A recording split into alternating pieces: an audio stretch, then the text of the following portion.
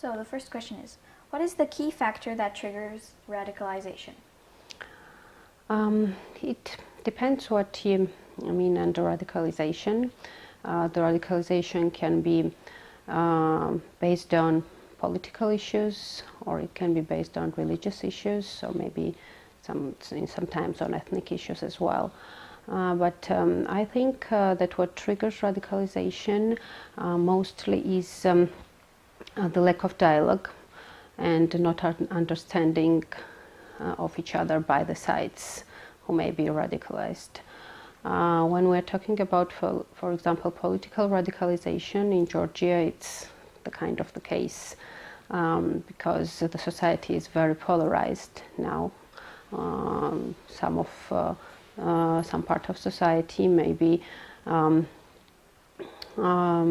like taking a part of one political party or one political leader, and another one also maybe the party of another. And these sides, they just don't talk to each other. They have stereotypes about each other, and that's what makes people then tend to radicalize. When communicating with each other and when making statements and then taking actions. So that's the thing I think that mostly triggers radicalization. It's lack of understanding and lack of dialogue. So how, if possible, do you de-radicalize a person? Oh, it's a very interesting question. To de-radicalize a person,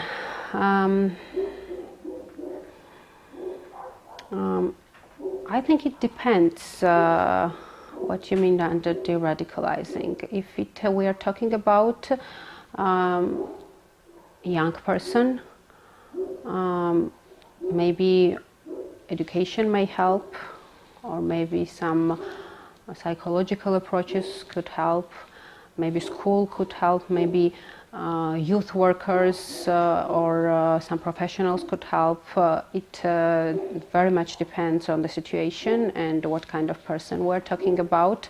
If we're talking about an adult person who has already his views about life, has some kind of experience, maybe some kind of traumas in his past, I think he or she would need a different approach. If we're talking a young person, she or he would need a different approach. If we're talking about society in general, also the different approaches could be needed. So what would be like in general, I think it would be an individual approach to each case and each person who needs to be de-radicalized. If we're talking about policy that maybe the state could have or something, it's another story. So do you think school shootings are a form of terrorism, in your opinion? A form of terrorism. Maybe it could be considered as a form of terrorism, but I don't think that the approach to the school shootings should be the same as it is in general with terrorism. Because terrorism in general, it's mostly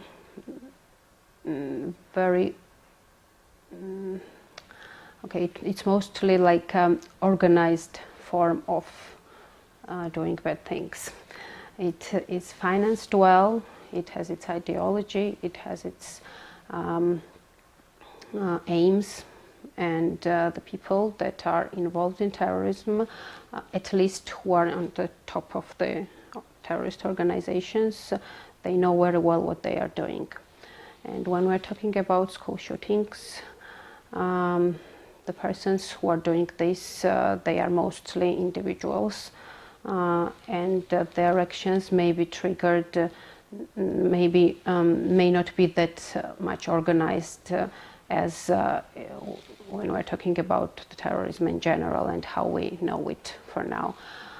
So those persons who are doing the mass shootings, they are mostly the people who are not understood, or maybe they have some traumas, but mostly they are individuals. So they are not, how to say, they may be manipulated with some other persons, by some other persons, but mostly they are acting on their own. So I think that's the difference between the terrorism in general and when we're talking about school shootings. How did you find out about radicalization, or when did you get interested in it?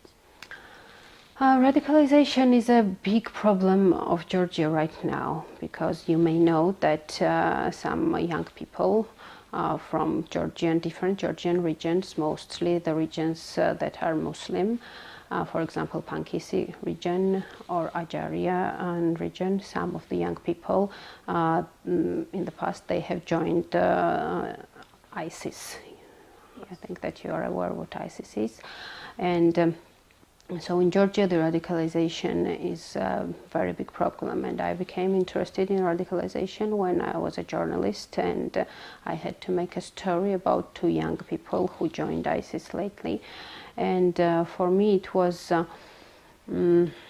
made a small research about it, and for me, it was very interesting that when I started to look for the young people from Pankisi Gorge in social media, I found out that a lot of young people, like from maybe 13 to 19 years old, they tend to have their profiles in their social media that have very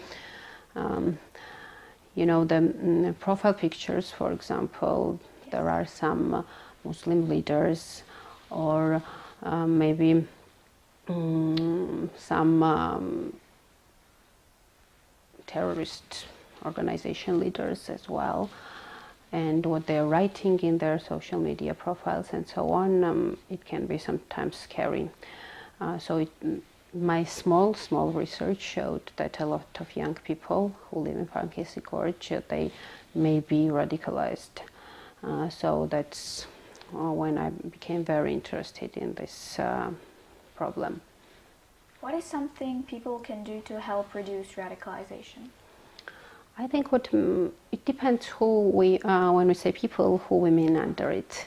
So it can be government, for example, who can work on it, or it can be non-governmental organizations who can work on it as well. It can be maybe not the central government, but the local government in the places like Pankisi Gorge where the radicalization is a big problem. Also, it can be individuals, the people who just have their social responsibility and they want to do something to solve this problem. All those people or groups of people, they may have different approaches. What I think is one of the triggers of radicalization, except of lack of dialogue and understanding and stereotypes, is economic problems. In the regions, for example in Georgia, where the young people are radicalized, there are very big economic problems. So I think those young people have two kinds of problems. It's one of the problem is that they don't feel that they belong to society. So what I mean under belonging, it's like when you don't feel a genuine part of the society and you feel that you are somehow different, and the majority of your country sees you differently and has some kind of stereotypes about you.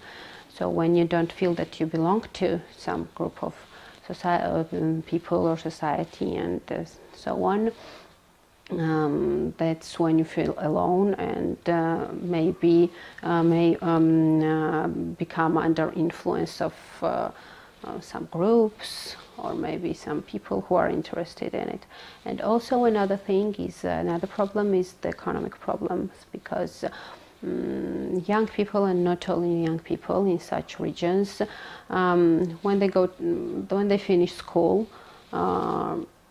not all of them can go and continue studying. Some of them stay in the region and they don't have a job, they don't know what to do and where to go and how to spend their time. And all the people like you, me, and everybody on this earth wants to have a purpose, like what they are doing in their life. So if you don't have purpose, you don't know how to go on with your life, what are you going to do, where are you going to work, how are you going to feed your family, and so on and so on. And then there comes a group or an individual who offers you something that could matter, like something that you could do.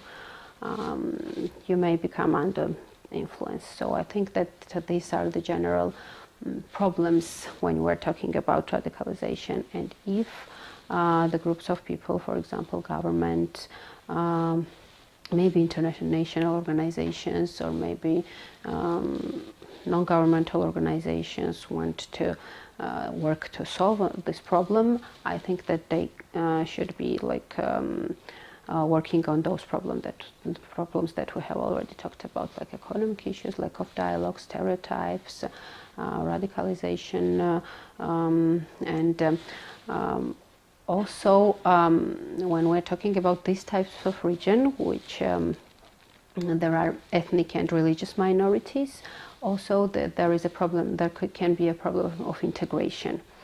So what I mean under the integration, that people need to talk the language that is general language, like in the whole country. Also the people need to feel that they have so they have like similar chances, like to grow and to achieve something in society as the majority does. So if they don't have that feeling, that could also become a problem. So I think that are the general things that governments or other groups of the society or individuals also can address. Are all terrorist attacks like by young people caused by radicalization? I honestly don't know because yes, the radicalization is one of the key problems, but are all of the terroristic attacks caused by it? I don't know, because it may have like different causes and different roots, and I don't think that I can comment on this way. What do you think governments in high-risk countries, like for example Syria, Yemen, Nigeria, Afghanistan, and Pakistan, should be doing to ensure safety and decrease violent extremism? I'm not sure that I have that kind of expertise, like to comment on this. I'm sure that one thing that they could do is to work with international organizations closely on it and share their experience, work with different experts, and also what they can and must do, it's to work towards bringing peace to their countries, because most of the countries that you mentioned, that they have active war on the ground, and when there is war, there is very difficult to talk about anything that you can do before you bring peace, before you bring some kind of stability that people can feel. So I think that the first and foremost what these governments could do, that is to work towards bringing peace to their country, and then they can work on the other issues, because the peace then brings stability, brings prosperity, brings economic development, and then you can like work on changing the mind of people and giving them some ground for de-radicalization. Thank you very much for your answer. You are welcome.